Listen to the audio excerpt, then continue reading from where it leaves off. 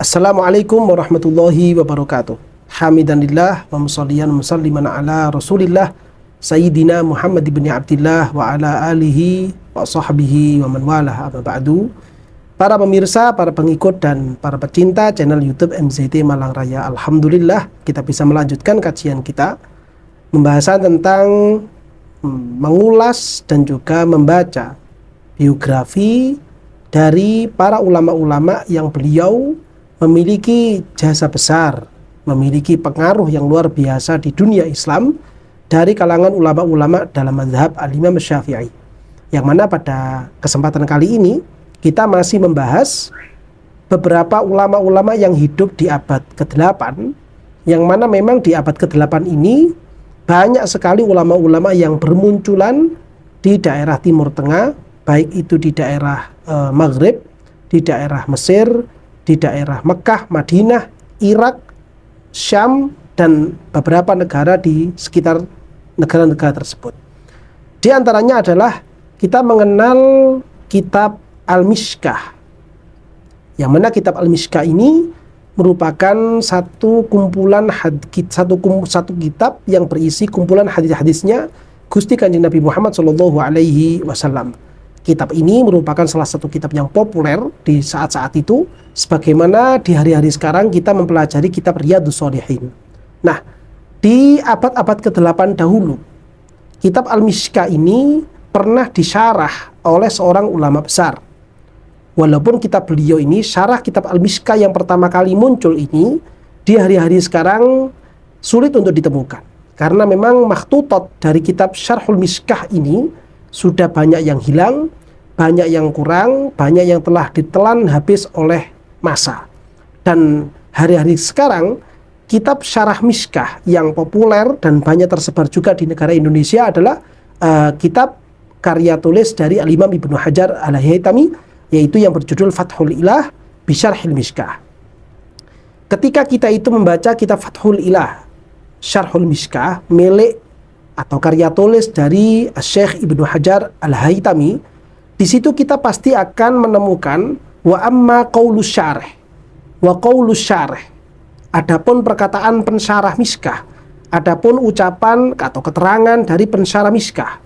Siapakah kira-kira yang dimaksud dengan pensyarah Mishkah di dalam kitab Fathul Ilah itu? Nah, biografi yang akan kita baca pada kesempatan kali ini akan membahas sosok figur ulama yang muncul di abad ke-8 Hijriah, dan beliau dikenal dengan sebutan pensyarah kitab Al-Mishkah, yaitu beliau adalah sosok figur ulama yang bernama Al-Imam Al-Muhaddis Al-Usuli Al-Mufassir Husain bin Muhammad bin Abdullah At-Tibi, atau biasanya di dalam kitab-kitab kalangan mutaakhirin beliau disebutkan namanya dengan lakop belakang beliau, yaitu Al-Imam At-Tibi. Sosok Al-Imam At-Tibi ini, atau yang memiliki nama asli Al-Imam Husain ini, yang beliau memiliki ayah yaitu Asy-Syaikh Muhammad, beliau merupakan ulama yang di hari-hari itu terkenal sebagai rujukan di dalam ilmu hadis, terkenal sebagai ulama rujukan ilmu tafsir, terkenal sebagai ulama rujukan di dalam ilmu usul fikih dan juga ilmu fikih. Beliau dikisahkan bahwa ketika beliau ini mulai masa-masa kecil sampai kemudian beliau itu menginjak usia-usia kuhulah, menginjak usia-usia remaja dan sudah mulai matang usianya, beliau dikenal sebagai sosok figur ulama yang hidup dari keluarga yang sangat kaya raya. Hartanya banyak, dan beliau dikenal juga sebagai sosok figur yang sangat senang untuk bersedekah, sangat senang menginfakkan hartanya untuk hal-hal yang bersifat ibadah, entah itu untuk ibadah yang mahdhah seperti untuk pembangunan masjid, pembangunan madrasah, atau diinfakkan kepada para santri-santri yang kekurangan biaya di dalam memenuhi kebutuhan sehari-hari para santri-santri yang kurang berada tersebut. Bahkan dikisahkan beliau itu dari saking tekunnya beliau, keluarga beliau untuk berinfak, ketika Syekh Al-Imam Al-Muhaddis Husain bin Muhammad At-Tibi ini Di akhir hayat beliau itu, beliau berubah menjadi orang yang fakir. Habis harta benda beliau karena dihabiskan untuk berinfak fi sabilillah. Beliau habiskan harta-hartanya hanya untuk kepentingan agama Allah Subhanahu wa taala, demi untuk kepentingan agama Gusti Kanjeng Nabi Muhammad sallallahu alaihi wasallam, membantu orang-orang fakir, membantu orang-orang miskin, membantu para santri yang membutuhkan biaya hidup. Beliau habiskan semua hartanya untuk hal-hal yang seperti demikian. Sehingga beliau itu di masa-masa hidupnya bukan sekedar dikenal sebagai seorang yang alim begitu saja, bukan sekedar dikenal sebagai sosok figur ulama, tapi beliau juga dikenal sebagai salah satu figur yang memiliki sifat dermawan luar biasa. Hartanya beliau infakkan untuk kepentingan-kepentingan agama. Beliau merupakan sosok figur ulama yang memiliki rasa peduli luar biasa kepada orang-orang di sekelilingnya.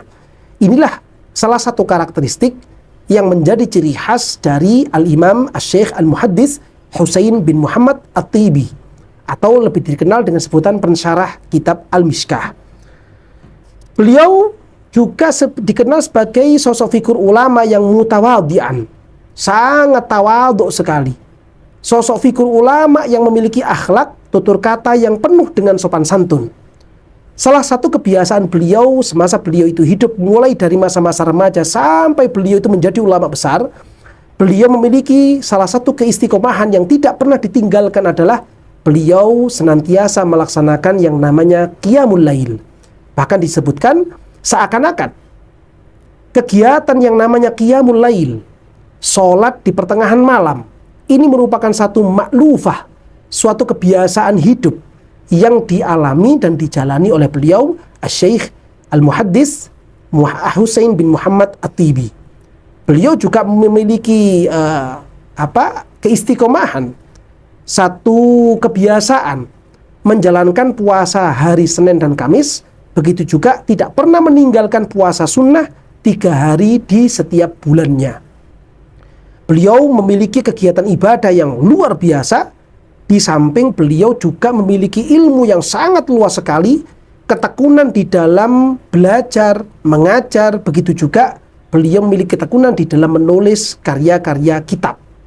Beliau di hari-hari itu dikenal juga sebagai salah satu ulama yang begitu berani untuk menentang, untuk melawan, untuk membantah pemikiran-pemikiran kelompok-kelompok ahlul bid'ah, kelompok-kelompok dari kalangan Khawarij, kelompok-kelompok dari kalangan Syiah Rafidhah, kelompok-kelompok dari kalangan Mu'tazilah, dengan semua kroni-kroninya, dengan semua cabang-cabangnya. Mereka semuanya tidak pernah lepas dari kritikan, tidak pernah lepas dari perdebatan yang dimunculkan oleh beliau, sosok figur ulama Al-Muhaddits Husain bin Muhammad At-Tibi. Bahkan di setiap kali beliau mengajar, entah saat beliau itu mengajarkan ilmu tafsir, entah beliau itu mengajarkan ilmu hadis, entah beliau itu mengajarkan ilmu usul fikih, entah beliau itu mengajarkan ilmu fikih, senantiasa beliau itu menyambungkan pengajarannya dengan menyebutkan keburukan-keburukan pemikiran dari kelompok-kelompok di luar Ahlus Sunnah wal Jamaah. Ketika beliau mengajarkan satu fikih, ilmu fikih misalkan, lalu menyinggung salah satu ayat Al-Quran, di situ kemudian beliau akan menyebutkan bagaimana keburukan pemahaman, keburukan pemikiran yang dimiliki oleh kelompok-kelompok di luar Ahlus Sunnah wal Jamaah. Sehingga saat itu, di kala-kala hari itu, sosok figur Al-Imam Al-Muhaddits Husain bin Muhammad At-Tibi ini juga merupakan rujukan dari masyarakat ketika mereka ini disudutkan, dibingungkan dengan pemahaman-pemahaman yang dimunculkan oleh kelompok-kelompok ahlul bid'ah, kelompok-kelompok di luar Ahlus Sunnah wal Jamaah. Maka masyarakat akan datang ke dalam beliau, akan datang di halakoh beliau, akan datang di majelis-majelis ilmu beliau untuk menanyakan, untuk meminta pertolongan tentang pembantahan bagaimana menanggapi pemikiran-pemikiran, ucapan-ucapan dari kelompok-kelompok ahlul bid'ah yang hidup di masa-masa beliau. Beliau juga memiliki kerutinan, satu keistiqomahan. Beliau kalau mulai dari pagi hari, selesai beliau itu melaksanakan sholat subuh, lalu kemudian beliau membaca wirid-wirid. Setelah itu kemudian beliau langsung duduk bersama santrinya untuk mengajar. Beliau mengajarkan ilmu tafsir mulai dari pagi sampai masuknya waktu zuhur. Di waktu yang seperti itu, kalau mungkin hari-hari sekarang ya kira-kira mulai jam 6 pagi sampai masuk menjelang waktu zuhur, beliau dalam kondisi mengajar santri-santrinya tanpa terputus dalam mengajarkan ilmu tafsir Al-Quran. Selalu kemudian beliau melaksanakan sholat zuhur berjamaah dengan santri-santrinya, dan selesai sholat zuhur beliau punya kebiasaan mengajarkan ilmu hadis, terutama di dalam membaca dan menghatamkan kitab Shahihul Bukhari. Setelah hatam, beliau mengulangi lagi. Setelah hatam, beliau mengulangi lagi. Setelah hatam, beliau mengulangi. Terus seperti itu. Seakan-akan pembacaan kitab Shahih Bukhari setiap ba'da zuhur menjadi wiritan dari halakoh yang beliau punya, halakoh yang beliau munculkan bersama dengan santri-santri beliau di hari-hari itu. Kegiatan seperti ini akan berlangsung sampai masuknya waktu asar. Ketika beliau sudah masuk waktu asar, beliau kemudian beristirahat untuk makan sejenak atau untuk mungkin itu istirahat sejenak, sampai kemudian beliau kembali lagi sebelum masuknya waktu maghrib. Ketika masuk di waktu yang hampir masuk maghrib ini, beliau kembali duduk dengan santri-santrinya untuk mengajarkan ilmu hadis dari selain kitab Shahihul Bukhari. Dan seperti itu juga ketika sudah masuk waktu maghrib, beliau akan sholat berjamaah dengan santri-santrinya. Setelah itu kemudian membaca wirid-wirid sampai masuknya waktu maghrib. Dan setelah sholat maghrib, beliau mengajarkan ilmu fikih bersama santri-santrinya sampai kira-kira kalau mungkin hari-hari sekarang sampai jam 9 atau jam 10 malam. Setelah itu kemudian beliau menyibukkan diri dengan menulis. Beliau memiliki karangan-karangan karya-karya tulis di dalam ilmu tafsir, di dalam ilmu hadis, di dalam ilmu fikih, di dalam ilmu usul fikih. Dan salah satu karya tulis beliau yang saat itu paling monumental adalah syarah beliau terhadap kitab Al-Mishkah, hingga beliau dijuluki dengan Syarihul Mishkah, atau yang memiliki arti pensyarah kitab Al-Mishkah. Hingga kemudian dikisahkan bahwa ketika pada bulan Sya'ban, yaitu di tanggal 13 tahun 743, beliau saat itu pulang ke dalamnya untuk bersiap-siap melaksanakan sholat maghrib. Lalu kemudian beliau itu mengambil wudhu, dan ketika keluar dari wudhu dan hendak berangkat ke musola di mana beliau melaksanakan sholat jamaah maghrib bersama santrinya, di saat itulah kemudian beliau ini tiba-tiba saja lemas. Lalu beliau itu bercepat-cepat untuk melaksanakan sholat qobliyah maghrib, dan saat baru saja usai melaksanakan sholat qobliyah maghrib, beliau ketika akan hendak berdiri, tiba-tiba saja beliau menghembuskan nafas yang terakhir, sehingga beliau meninggal dunia di tahun itu, lebih tepatnya yaitu pada hari Selasa tanggal 13 bulan Sya'ban di tahun 743 Hijriah. Beliau meninggal dunia dalam keadaan memiliki wudhu. Beliau meninggal dunia dalam keadaan menghadap kiblat.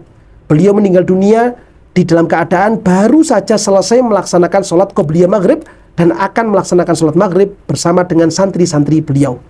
Dari kisah yang seperti ini, mudah-mudahan bisa menggugah semangat kita, supaya kita bisa menjadi orang-orang yang rajin, tekun untuk melaksanakan ibadah kepada Allah Subhanahu wa Ta'ala, menjadi sosok-sosok manusia yang memiliki semangat di dalam mengarungi bahtera ilmu Gusti Kanjeng Nabi Muhammad SAW, menghiasi kehidupannya dengan akhlakul karimah, akhlak yang terpuji, ketawaduan, kedermawanan, yang itu semuanya telah beliau gambarkan, beliau lewati dalam masa-masa hidup beliau, yaitu sosok figur ulama al-muhaddis al-imam al-syekh Husain bin Muhammad At-Tibi, yang lebih dikenal dengan sebutan pensyarah kitab Al-Mishkah. Mudah-mudahan dengan kita membaca dan mengulas sekelumit biografi beliau ini bisa menggugah kita semuanya untuk bisa menjadi orang-orang yang bisa mendapatkan ridho dari Allah Subhanahu wa Ta'ala, dan juga ridho dari Gusti Kanjeng Nabi Muhammad SAW. Dan itu bukan hanya saja untuk kita, namun juga untuk keluarga kita semuanya, anak-anak kita, istri-istri kita, dan juga orang-orang di sekeliling kita. Mudah-mudahan kita semuanya mendapatkan ridho dari Allah Subhanahu wa Ta'ala dan ridho dari Gusti Kanjeng Nabi Muhammad SAW. Amin ya rabbal alamin.